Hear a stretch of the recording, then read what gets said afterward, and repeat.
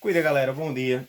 Falando um pouquinho sobre a criação de tenebros para alimentação de aves, em especial do pássaro azulão, eu vou estar passando algumas dicas do que a gente, quem cria pássaros sabe o quanto os tenebros eles gostam, certo?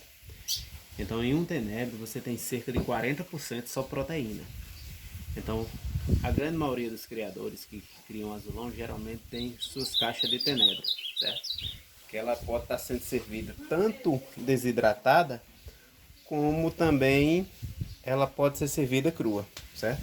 Então, as primeiras dicas que eu vou dar: o que você não deve fazer na sua criação de tenebro, certo? Primeira parte. O ideal, você não deve colocar seus tenebros em balde, coisas de plástico, entendeu? Fazer sua criação. Por quê? O plástico ele tende a suar, a adquirir, a guardar umidade, entendeu? Então o que acontece? Se você colocar num balde, geralmente a galera faz em balde de manteiga, aqueles balde grandes, colocam as suas tenebras, faz suas criações nele. Não é o ideal, entendeu?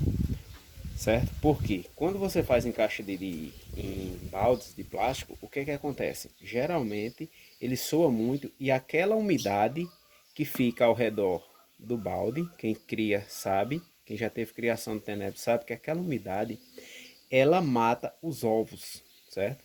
Os ovos naquele processo da larva virar pupa, da pupa virar besouro e do besouro haver o acasalamento e ele colocar os ovos, certo? Então o que você não deve fazer, certo? Você nunca deve colocar a ração, a fonte de umidade, direto na caixa, direto em cima da ração, tá ok? Você nunca deve fazer isso, porque quando você faz isso, ela tende a fermentar. E quando ela fermenta, o que acontece? Aquela umidade que vai ocorrer ali, ela vai fazer com que esses ovos, certo, que foram colocados pela besoura fêmea, ela não, eles não eclodam, certo? Então tanto mata as larvas pequenininhas, como mata também as larvas, como mata também os ovos, certo? Então nunca colocar, o ideal é que seja em caixa de madeira, certo? Uma caixa de madeira. Então o que você não deve fazer? Colocar em balde de plástico, nunca colocar a ração direto a fonte de umidade, no caso batatinha, chuchu, coisas desse tipo, direto, cenoura, laranja, direto na ração. Você nunca coloca, certo? Você nunca deve fazer isso, tá ok? O que é que você deve fazer? Isso aí vai ficar para um vídeo posterior.